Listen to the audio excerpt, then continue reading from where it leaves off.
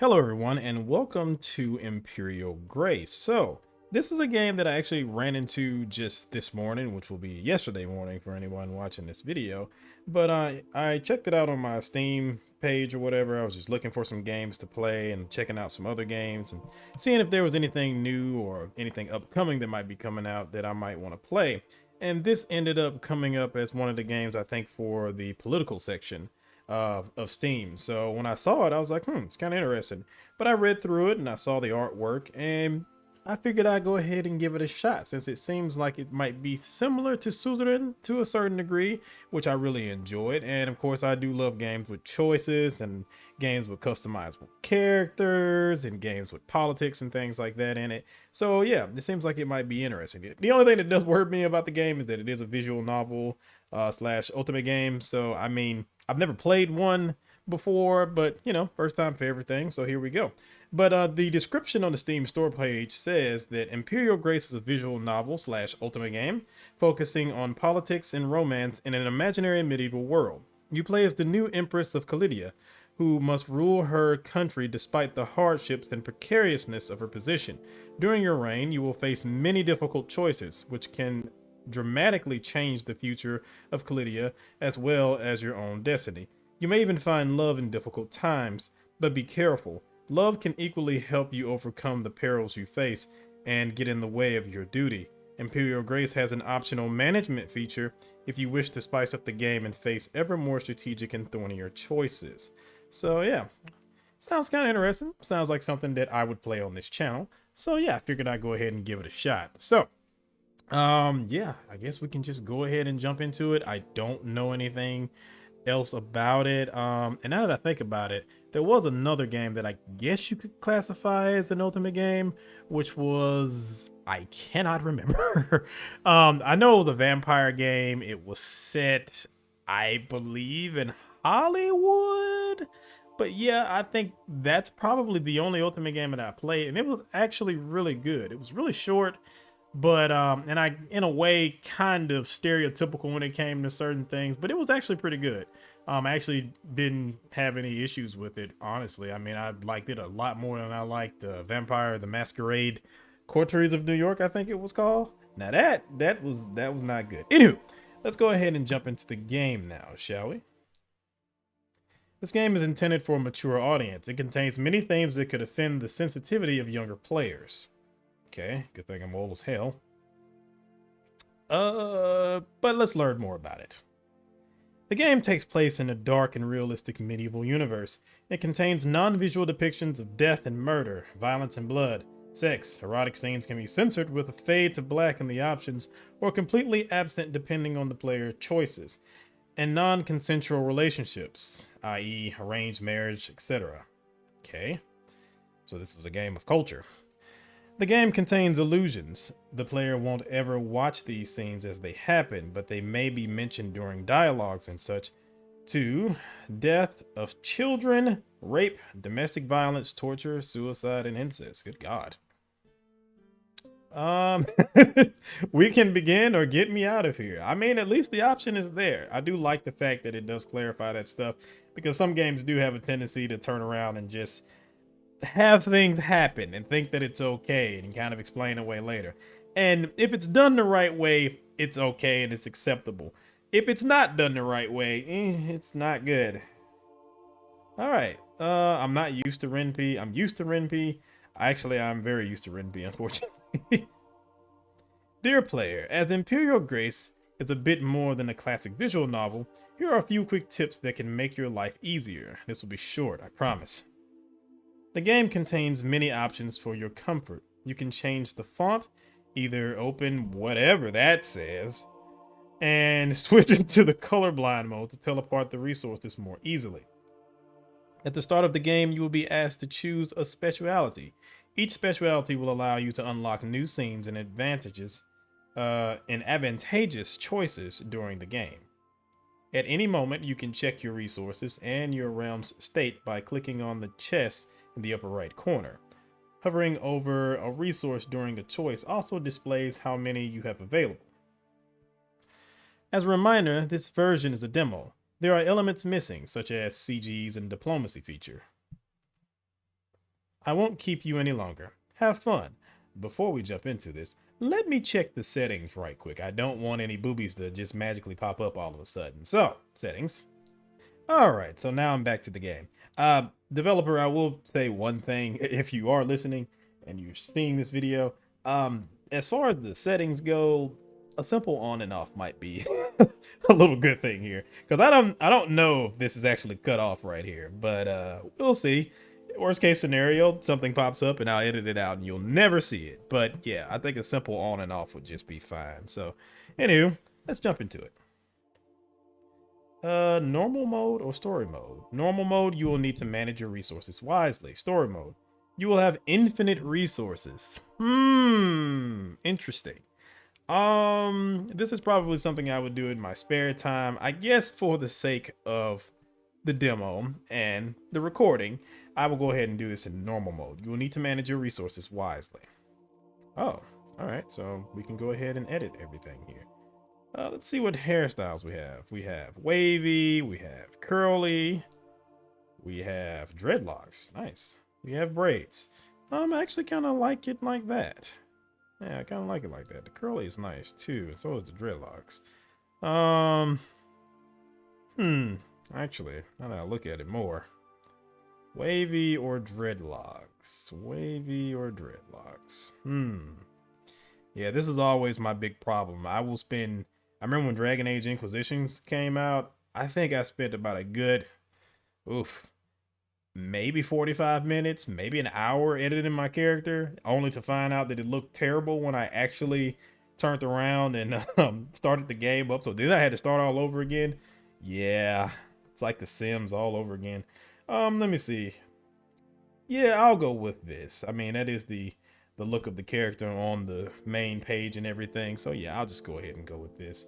Speciality, we can specialize in the army, stewardship path, diplomatic path, or the faith path. Money is always good to have. An army is also good to have. Being diplomatic, also always good to have. But if I'm in the military, I won't need that diplomacy. Interesting. It would be nice if there was also some type of little drop down thing to let us know how this would affect certain things in the game. I will go with the stewardship path. Do you want to pick the stewardship path? You'll gain economy and mathematics bonuses. Myriad will be your tutelary god. Oh, okay, cool. Yeah, that works. So yeah, I like that. Let's see. I will go with that right there. Oh, you can choose different eye colors. I'm assuming this also means left eye and right eye. Okay.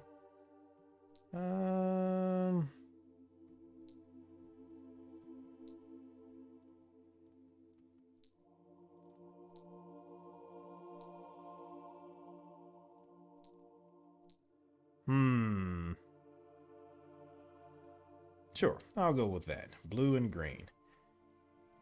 All right. Yeah, I assume one of those is right and the other one is left.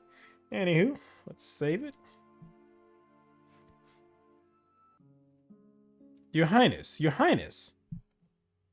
A panicked voice resonated in my dream like an echo, a few moments before I understood that it came from somewhere else and woke up with a jolt, disoriented. The palpable feeling of urgency had immediately brought me to my senses, but it still took me a few seconds to recognize the advisor's voice, as well as the room I was in. Alden, what's going on? Alden of Vaubleu? Vaubleu? Sure. Your Highness, I bring terrible news. Your father was assassinated last night. I was ready to hear just about anything. Managing crisis was an important part of royalty, after all, and yet I was completely stunned by the news. My father was dead at the hands of an assassin, just a few rooms away from me. All the implications from this revelation bounced through my head, drenched in doubt and fear concerning my own security and the future of the realm of Calidya. I beg your pardon, Your Highness. I did everything I could to save him, but I was too late. Pulling myself out of my lethargy, I looked down on Alexander, who knelt next to the bed, his head bent low, as if the weight of his shame stopped him from getting up. Whatever went down, I knew he had nothing to be ashamed of. When I was just a child, I already admired his talents, and they grew steadfast with age and the position of general. His presence here was a relief. I didn't know the assassin's full intentions, but even if they were after me, as long as Alexander was by my side, I didn't have anything to worry about. Don't put yourself down like this. You aren't responsible for what happened. We'll bring the Regicide to justice. Still mortified, Alexander stayed on his knees but nodded in approval, convinced by the strength in my voice. As for me, now that I had said it out loud, I felt that the information had settled in my mind, and I finally accepted it as truth, with a full understanding of the situation. My father, Magnus V, Emperor of Calidya, was dead. Many would have broken down after hearing such news, but for years now I hadn't held an ounce of affection for him. His death was actually good news to me. I'm glad she actually said that, because for a second I was just like, well, you're taking this rather well. It marked the beginning of a new era that I also desired, since I had learnt where my destiny lay. I was to succeed him. I was to become the empress. But it wasn't yet time for celebration. Although I was the legitimate heir to the throne, I had plenty of detractors, and I still needed to figure out why the assassination had taken place. I had many questions about the killer's identities and motivations. I was lost in thought, and it took me a while to realize that Alden and Alexander were staring at me, worried, surely awaiting a reaction or declaration from me. Both had known me since my early childhood. They knew the enemy I felt. Enmity I felt for the Emperor, and I trusted them enough to set all pretenses aside. But it was perhaps a bit inappropriate to rejoice over my future title while my father's dead corpse was still warm. After taking a deep breath, I threw off my covers and got up, eyeing them. Exult? Pretend to be sad? Or stay neutral? I'm going to stay neutral. Gloating seemed a tad indecent, but I could at least spare myself the pretense of being the grieving orphan that I will surely need to be in front of the court. What I feel isn't important. You don't have to worry about me. What matters most is our nation, and we all know that the sudden death of an emperor is a delicate situation. At the moment, the most important thing is to preserve the kingdom's stability. I'm counting on you to protect and serve me. This won't be an easy task, but I'm sure we can accomplish great things.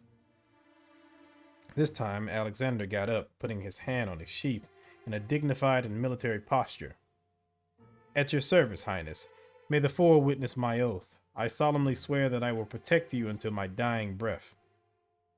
Emphatic, he bowed down before lifting his eyes up to me. I smiled and accepted his allegiance with a certain poise, despite my unkempt hair and my nightgown.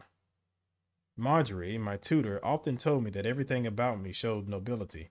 I didn't need any props to act like an empress. Today I understood what she had meant. Alden, however, didn't seem to share the general's fervor.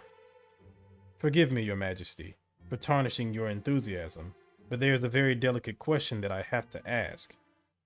Have you had your father killed? This month? Okay. Very straightforward. His abrupt question threw me off, and I stared at him, wavering between surprise and indignation. How dare you even suggest such a possibility? You're going too far, advisor. Come on, don't be offended. You said it yourself. You've hated your father since the death of your brother. You've always held him responsible for it. And your father dies on the very day of your return to the palace? Whatever your answer is, I'll accept it, but I need to know. I felt anger rise within me at these words, and I walked to the window to breathe some fresh air. After I took a few deep inhales, I finally turned around to face him and gave him my answer in a firm voice. On the one hand, my presence here isn't a coincidence. The Emperor celebrates, or rather was about to celebrate, his birthday in 2 days. Half of the Empire's nobility are here. It's undeniable that the event presented the perfect opportunity to strike.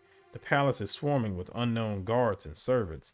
It's much harder to provide security in these circumstances. Exactly. On the other hand, your suspicions are an insult to my intelligence advisor.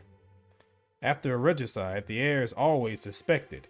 If I had really wanted to speed up fate, you better believe I would have been smarter about it. Marjorie taught me the rules of the game. I would never risk losing everything in such a foolish way. I know my ascension to the throne will already be difficult because I'm a woman. I'll state it plainly if it can relieve your doubts, but listen closely because I will not repeat myself. No, I did not have my father assassinated. My eyes trained on him. I crossed my arms, almost daring him to contradict me as I kept the lid on my fury. Alden seemed to gauge me for a moment, then nodded in assent and apology. Please forgive me, Your Grace. At nightfall, I'll alert the Master of Murmurs, and we'll launch an investigation to uncover the truth and bring justice to your father. I would have preferred more vivid regrets, but under the circumstances, this was enough, and I felt my anger slowly fade away. I accept your apology. Let's not speak of this again. There are more urgent things to do. The news will, no doubt, make quite a commotion. You've asked us to swear allegiance to you. I assume you will try to claim your rightful place as heir, Your Grace.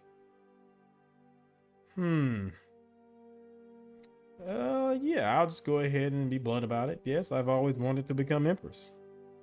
I nodded vigorously and didn't skip a beat before answering.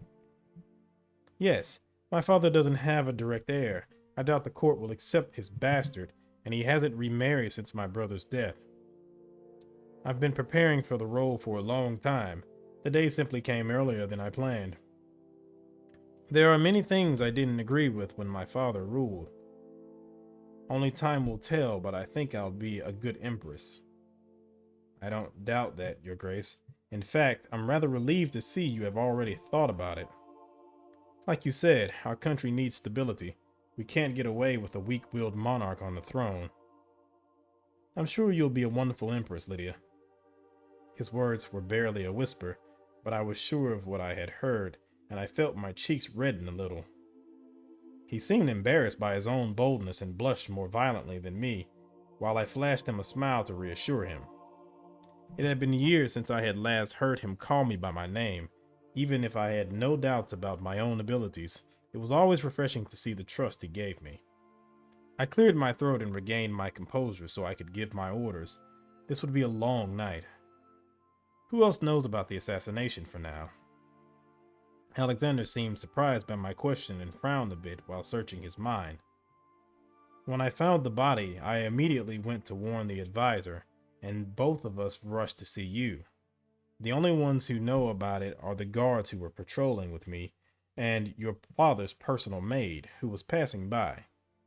We knew it would be bad to attract attention, so I had her discreetly sent to the dungeon for interrogation. How about the guards who were stationed before my father's door? Both are dead. I also had the corpses taken to the dungeon for examination. I paced the room, lost deep in thought. You've done well. Now we have to keep it all a secret. It's imperative that no one else hears about it. Your Majesty, this won't be an easy secret to keep. Obviously, we won't be able to do that forever. I only need a few days so I can stay ahead of my detractors. A few days? The Emperor is going to be missing for a few days. I mean, I guess back in this time period, it wouldn't be that hard to keep this information, but at the same time, the Emperor being missing for a few days might be a bit of a problem. Alden looked thoughtful for a few moments. Then he nodded. I see. So you want to act before everyone else, which should give you the upper hand. Exactly. Very smart. I have no doubt that some people will want to take advantage of the situation. especially since you're a woman, which surely won't be to everyone's taste. Even if you are unquestionably the rightful heir, your place will be fought over. But if you don't give them time to react, that could make things a great deal easier. That's what I was thinking too. I'd love it if the situation was more straightforward, but this is a little white lie, and the alternative is the chaos of a wildly disputed succession. Alden nodded, and I continued developing the rest of my plan. In the meantime, pretend that His Majesty is not feeling well, and investigate discreetly. I see. I'll order my men to stay silent. I'll also ensure that they haven't said a word so far. About that, it might be wiser to ensure that they can't talk at all. Low-grade staff is known for its gossiping, even the guards. My men are trustworthy. They would never disobey. Would you be willing to bet on that, if it could jeopardize the plans of your new empress, to whom you have only just sworn allegiance? Oof. And that maid, can you also guarantee she'll keep quiet? His teeth clenched, his hand gripping the hilt of his sword. Alexander shook his head. The weight of Alden's words had also fallen heavily on my shoulders, and I observed both men while contemplating my next steps. This decision is yours to make, Your Grace, but I strongly advise you to silence them for good. Alden was right. The most effective way to ensure someone stayed quiet was to have them killed. However, there could be other alternatives to consider. Such a decision couldn't be taken lightly, because whatever I decide, I couldn't afford to regret it. Ugh. Okay, so there's a cost here. Have them killed. We'll pretend they were collateral damage of the assassin. I'm sorry, Alexander, but we cannot afford to take any risk. Ensure their loyalty by promising them a much better position once I'm crowned. Even if they were really tempted to talk about what happened, this should be a good enough motivation to ensure their allegiance. Or, when you explain to them that they mustn't say a word, give them a few coins and promise them more once the secret has been revealed.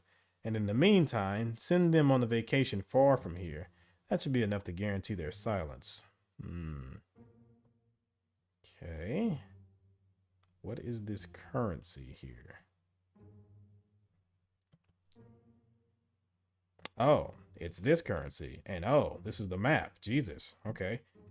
So I have 15 people, 15 nobility, 20 money, 10 faith, 10 army, 10 resources, 10 influence. And I'm guessing if I run out of those, I can't execute certain things. Interesting. Interesting. So this is Calidya down here. And I'm guessing that's the border right there. Interesting. Okay, I think I'm going to explain to them that they mustn't say a word, give them a few coins, and promise them more once the secret has been revealed.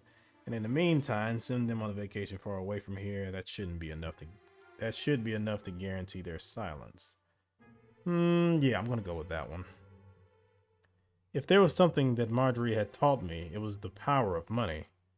I was convinced that a few shiny coins were enough to silence them. Applying extreme methods wouldn't be necessary.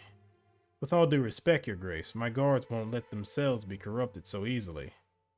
It's not about corruption, it's rather about compensating them for their loyalty. It's just a matter of wording things correctly. Well, if you put it that way.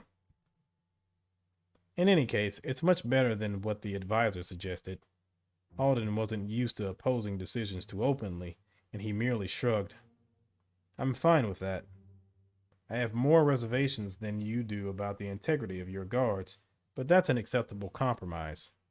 Time will tell if we were right. I'll go inform them. You'll see, Your Grace, you've made the right decision. Without further ado, he bowed once more and left the room with a heavy step. Alden seemed to be lost in thought for a moment, giving me time to come to my senses before he bowed down in turn. I must at least inform the Master of Murmurs of the situation, so that we may launch an investigation. I nodded, aware of our lead spy's discretion as well as his efficiency. Once that is done, I'll come to you to plan the rest of your ascent. Once more, I nodded in approval, glad to be offered a little interlude that would allow me to gather my thoughts, and to dress decently while I was at it. After all, even if the coronation hadn't taken place yet, deep within me I knew it. I felt it. I was the empress. Chapter 1. The Crown. After learning of her father's death, Lydia, supported by her advisors, decided to hide the emperor's assassination by bribing the few servants aware of the events. She hopes that the reprieve will allow her to set the stage in secret so she can obtain the political support necessary to her coronation. Okay. Spring, day 8, morning. The sun had now been up for a few hours, promising a beautiful day, but I knew I wouldn't be able to appreciate it. Now that the rush of adrenaline from the news had passed, all I had left were doubts on the days to come, which were going to be exhilarating as much as terrifying. I was gambling my future, along with Calidya's, and that was a big deal. I had spent the past few hours readying myself and refining the details of my plan to appease my latent nervousness as best I could, but that didn't help me shake off my main preoccupation, the servants. Like Alden had said, I had made a risky decision, and I had been torturing myself for hours wondering if it was worth it. I was tossing and turning when I heard a knock at the door. I leapt out of my bed and let Alden in. "There, Your Grace. We have followed your orders." I hadn't seen that he was accompanied by the Master of Murmurs, who came in after him. A slight discomfort washed over me.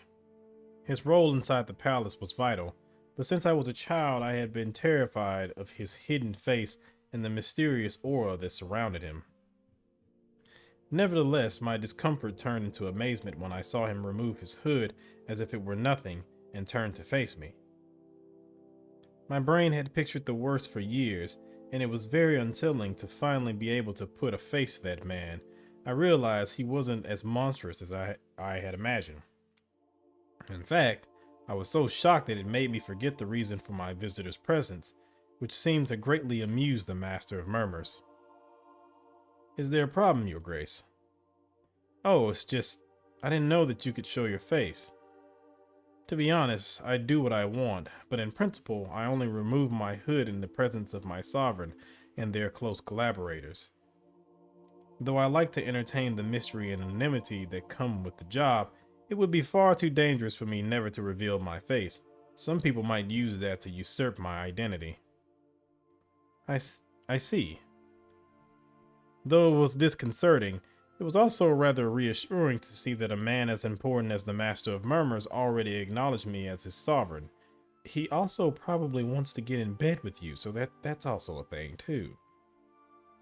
Alden cleared his throat to recall me to my duty, and I suddenly remembered the reason for the two men's presence, which immediately made my anxiety flare up. To keep myself from staring at the master spy, I faced the advisor and fully focused on him. Did everything go well? My anxiety must have been conspicuous, even if I was doing my best to put on a confident expression. "The servants seemed convinced by your offer. They left the palace without complaining, so I suppose we can count that as a win. Despite all that, it's still a bit early to be sure of anything. I gave the Master of Murmurs and Alexander the task of keeping a close eye on the situation." The Master of Murmurs slowly nodded in assent. "We'll know more tomorrow, but for the time being, there's nothing more to report." I lifted my eyes to meet my advisors and flushed Alden a reassuring smile. Flashed, Jesus. Clearly, he read my emotions better than I had thought, and I couldn't allow myself to visibly waver at such a critical time. "I know that, and what's done is done. Now we must focus on the future. Bring the High Priest to the council room. I need him to contact the Quadrator." "Robert is a pious man. Are you sure it's a good idea to confide in him?" "Everyone likes to think that the devout never lie, but one doesn't obtain a place like his without cheating a little. I admit that the idea of lying to him came to me for a fleeting moment, but to fool him would be a complex task, and I'll be needing his support when the time comes. The people put great stock in men of faith. Very well, Your Majesty. Will that be all? Yes, thank you. All right, it's now the afternoon. You summoned me, Your Grace? Yes, thank you for coming, Robert. I gestured for him to sit down while I settled behind my father's imposing desk like I had predicted. My behavior made him lift a curious brow, but I pretended not to notice it. I won't beat around the bush. My father, the Emperor, died during the night. Clearly, we had done a pretty good job at keeping that a secret, since the shock on his face seemed genuine. What? But how? And why am I just learning about it now? I need to pray for his soul. I tried to appease him with a wave of my hand, inviting him to sit back down, since he looked like he was about to get up. He was murdered. For the time being, we're keeping his death a secret, so we can investigate without causing any sort of panic. It was the Master of Murmur's idea. He's convinced he'll be able to find the assassin more easily this way. I kind of feel like the way she worded that was like, hey, if this goes bad, it's his fault, not mine. Drowning in information, the high priest slumped into his chair and took in my half-truths, while I assumed a saddened expression. It truly is a tragic situation. Keeping quiet and hiding my mourning is a very hard task for me. I know it's a lot to ask of you, but you need to keep this a secret. I want to do everything in my power to uncover the murderer, especially since I'm scared he could come after me. Once more, I was quite proud of the quivers in my voice, and my acting seemed to be effective since I saw a spark of compassion light up in his eyes. I understand now why the general was guarding your door like a common soldier. With a closed expression on my face, I nodded, searching for the right words. The first and main reason I've summoned you here is so that I can confide in you and ask you to pray for my departed father's soul. Of course, Your Majesty. I'll lock myself up in the great temple and dedicate myself to the task. My face still sad, I gave him a tight, grateful smile, but I inside felt relieved. His prayers should keep him busy enough that he wouldn't be tempted to reveal everything. Now I could move on to the true reason of his presence here. But before that, this saddens me, but I have another favor to ask of you. Of course, Your Grace. What is it? Well, Alden and I are afraid that all the upstarts across the kingdom will rush to the castle and try to usurp the throne as soon as my father's death is made public. In their greed, many forget that my line sits on the throne by the grace of the Four, so I'd like to send a letter to the Quadrator and have him support my coronation as well as reaffirm my legitimacy. Once more, he stayed silent, and I tried to hide my worry behind a veil of sadness. I hated that my plans depended on a single person, but I didn't have a choice. Only kings and high priests could hope to quickly reach the ultimate leader of the cardinals, and I technically wasn't a queen yet. I understand, yes. You're Magnus the Fifth's only legitimate child. The throne should be yours. That said, I don't know if the Quadrator will approve of those plans, since you're a woman, and an unwed one at that. I felt my body tense up at his words, and it took all I had to conceal how irritated I was by this reminder. I knew I would be told such things. I had mentally prepared myself for it, but obviously it hadn't been done enough. It's an issue, yes, and I'll do my best to find a fitting king quickly, but you'll agree that I cannot entrust the throne of Calidya to just anyone. I have plenty of suitors, but I need some time to study each and every one of them. That's not something that can be done in just a couple of days or even weeks. In the meantime, we do need someone to lead this country and make sure it doesn't sink into the chaos. And if a regent were to be appointed, I'm afraid he might refuse to give the throne back to me and my husband, which would lead the whole country to a bloodbath. No one wants to see another era of murderous plots like during Magnus III's times. You're right, Your Grace. We cannot let such tragedy befall us. I'll go write a letter to the Quadrator right away to express support for your coronation and explain our situation. Satisfied, I let out a sigh of relief. I thank you for your support, High Priest Robert. It means a lot to me. Swiftly, I opened one of the desk drawers and pulled out a thin, sealed letter. While I was waiting for you, I humbly wrote a few words destined for the Quadrator. We've never met, and I hoped this would help him get to know me a little, as well as reassure him of my faith in the Four. I was thinking that, perhaps, you would be so kind as to add it to your own correspondence. Once more, he seemed to be caught off guard, but he smiled instantly and enthusiastically. Of course, Your Majesty. It's a great idea. Relieved, I gave him the letter in question while thanking him once more for his support and his help in these unprecedented times. I only hoped he didn't have the audacity to break the seal, because even if it did contain a few cliches on my virtues, the letter mostly made promises that could actually motivate the Quadrator. I knew that gold made this world go round, and so I promised a hefty donation to the great temple of the Four in Meridian. Knowing his taste for luxury, I knew that he wouldn't be insensitive to a few more riches. Having always known that I'd need his support one day, I had used the few resources at my disposal to observe him closely, and I had learned something that could stain his reputation. Let's not go low just yet. Or at least not in this playthrough. Let's try the money. To play with a man as powerful as the Quadrator, and I wasn't talking about his possible connections to the gods, but his actual worldly power, was a risky move, but it was all worth it. The dice had been cast.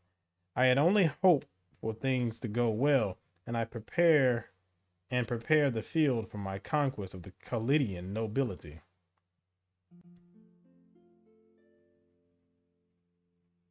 Alright, now it's evening time. Despite my desire to act, for the time being I couldn't do anything but wait for the Quadrator's answer. Even if the letter had left the very morning, Meridian was far away, and I knew I couldn't hope for an answer for at least 3 days. I had to chomp at the bit and act naive. My first thought was to mingle with the court so I could clear my head, but then pretending that nothing was up and feeding rumors to justify my father's absence was more frustrating than doing nothing. Even Marjorie's presence irritated me. Despite her advanced age, as soon as she turned her inquisitive eyes onto me, I had the impression she managed to perceive the truth. And so I had taken refuge in the library, hoping to read a little. But in all honesty, even if I managed to unscramble a few words, my thoughts were far away, and my mind was replaying the events of the previous night. Asking myself again and again if I had done the right thing. Your Grace, forgive me for bothering you during your readings, but we have more news about the witnesses. Despite the mystery he shrouded his words in, I knew exactly what he was referencing, and that was enough to pull me out of my boring book. With a glance, I surveyed the library to make sure we were fully alone before motioning for him to continue. I'm listening. What's going on? Just as I feared, the few gold coins we gave the servants weren't enough. One of them, a soldier named Brunhild, has understood the value of this secret and is now trying to blackmail us. It was indeed a possibility I hadn't considered. To my greatest shame, I didn't think they would be cunning enough to know the value of this important secret. I kind of feared that too. Crap.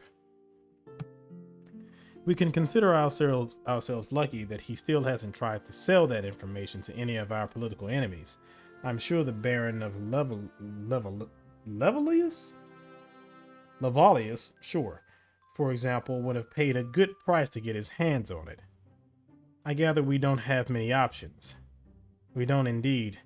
Either we pay up or we make sure to shut him up, and for good this time. I would have liked to protest, but seeing how my own methods had failed, I couldn't well take offense when he offered such a drastic solution. The only upside is that if we pay up, he won't be able to indefinitely blackmail us. In a few days, I'll have the Quadrator's answer, and my father's death will be officially announced. His words won't have any value from there on out. It's one of the positives indeed. Even if I'm wary of everything he could demand in a few days, people tend to be excessively greedy.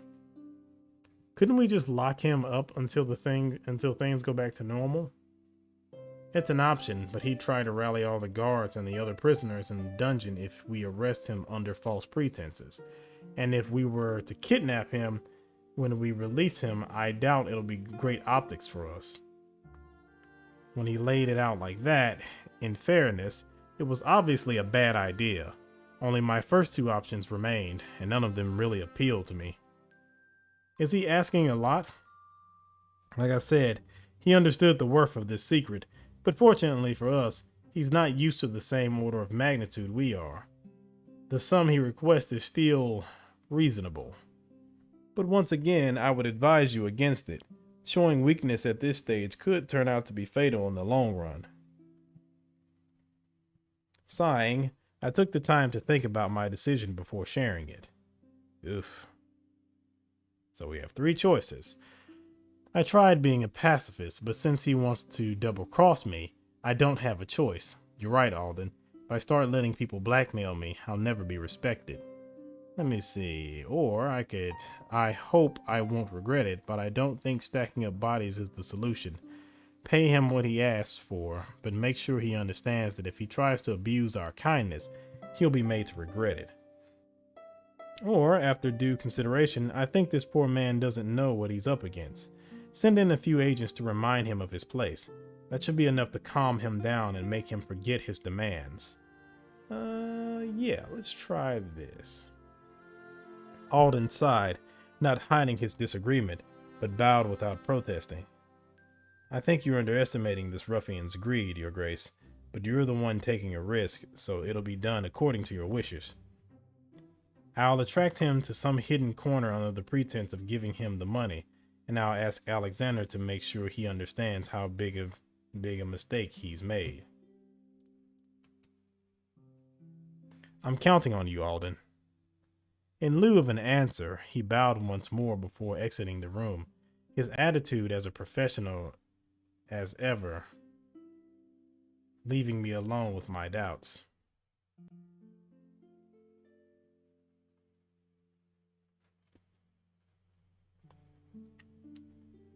It was already late when Alden knocked on my door to inform me of the evolution of the situation. Despite the late hour, I hadn't managed to close my eyes at all.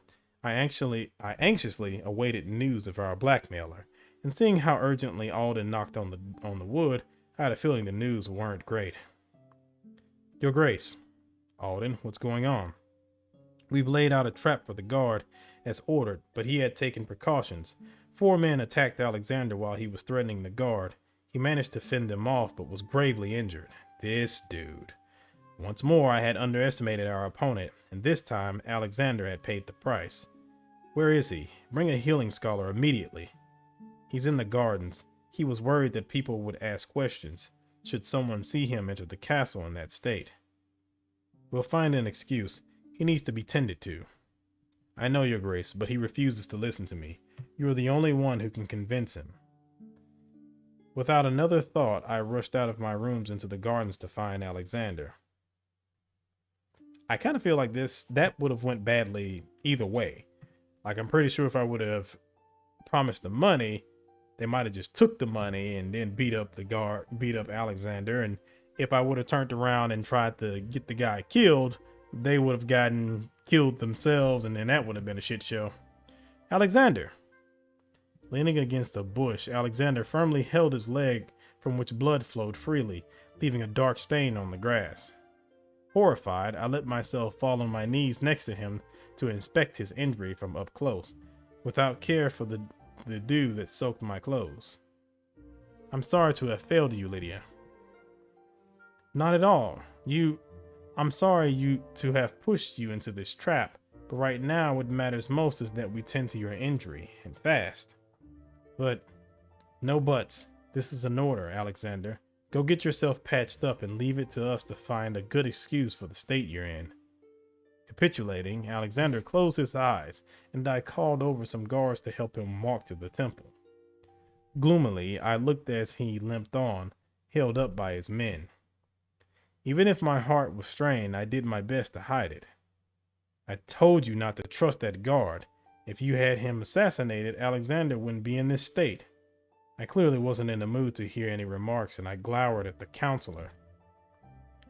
We could rewrite the whole world with ifs, Alden. It's useless to agonize over what could have been. We have to act now. The men who attacked him, you said he defeated them. Are they dead? Yes, Your Grace. They had the advantage in numbers. He couldn't simply incapacitate them.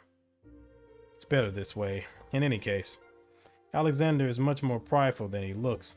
We can't pin his injury on an accident or an attack by some common ruffian. But we also can't reveal what happened. We could say that he got hurt while pursuing my father's assassin, but that could obfuscate the real instigator. I agree, Your Grace. For the time being, I believe it's best to say nothing at all. Our healing scholars know to be discreet.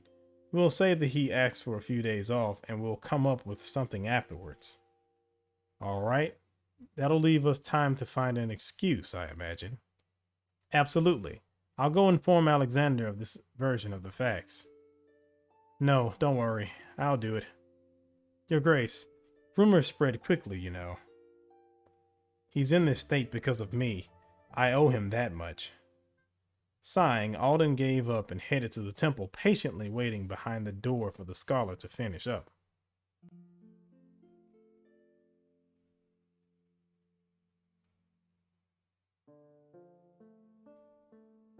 Your Grace, this is a little premature, but should you become Empress, you will need to manage the kingdom's policies. I'd like to make sure that you're ready for such a task. One can always learn more. We will play through the tutorial. As you already know, the kingdom's policies influence how your subjects, nobles or otherwise, view you, but also what resources will be available to us. You can set tax rates for the people and the nobility. As you may have guessed, the higher they are, the less happy the people will be, but the faster the coffers will fill up. But there are many other things, much more subtle.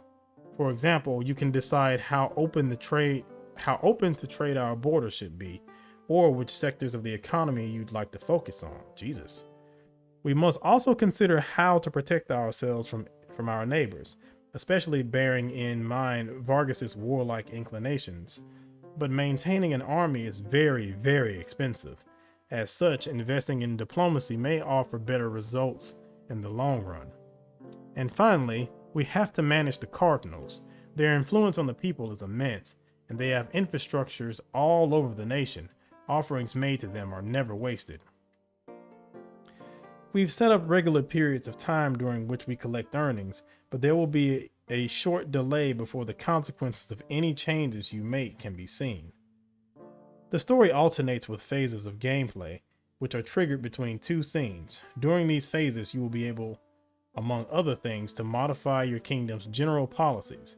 Games will be distributed at the end of the gameplay phase. Is that clear now?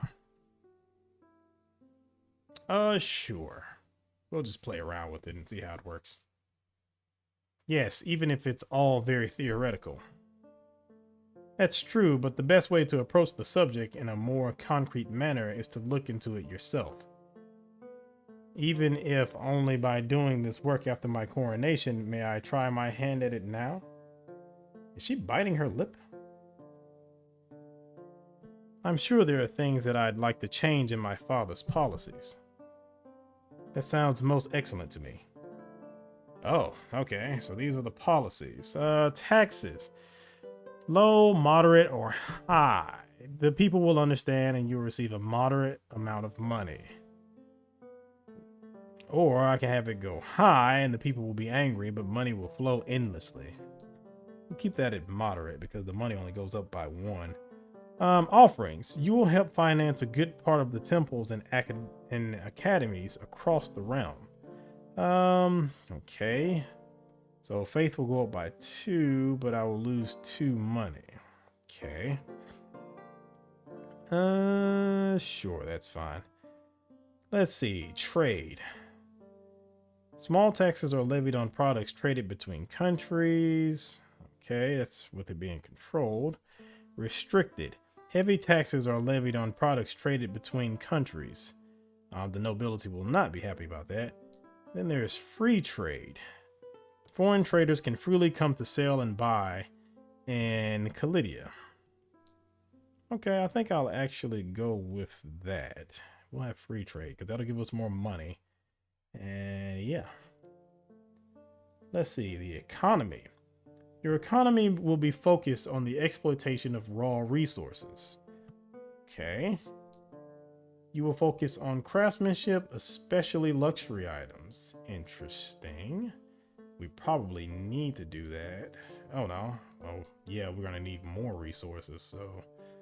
Okay, and then there's farming. Your economy will be focused on agricultural and food products. Now, we're gonna focus on resources.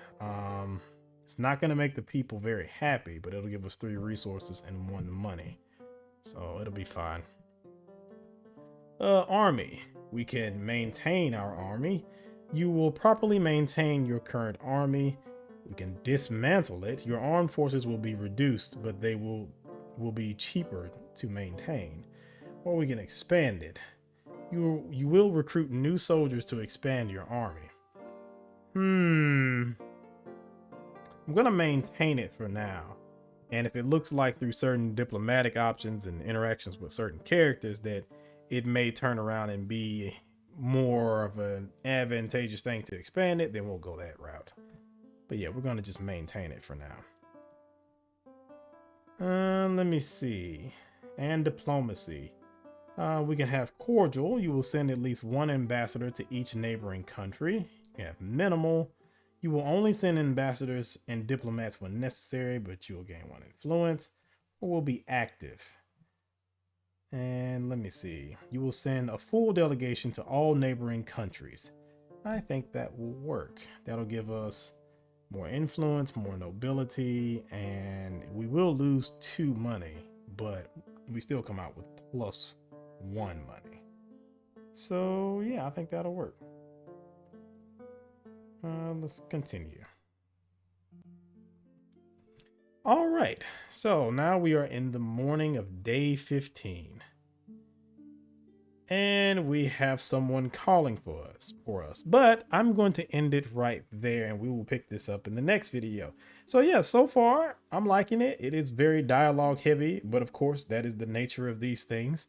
And of course there's a lot more interactions with the characters, but again, this is an ultimate game, so I mean, you're gonna have more interactions with characters and stuff like that, more focused.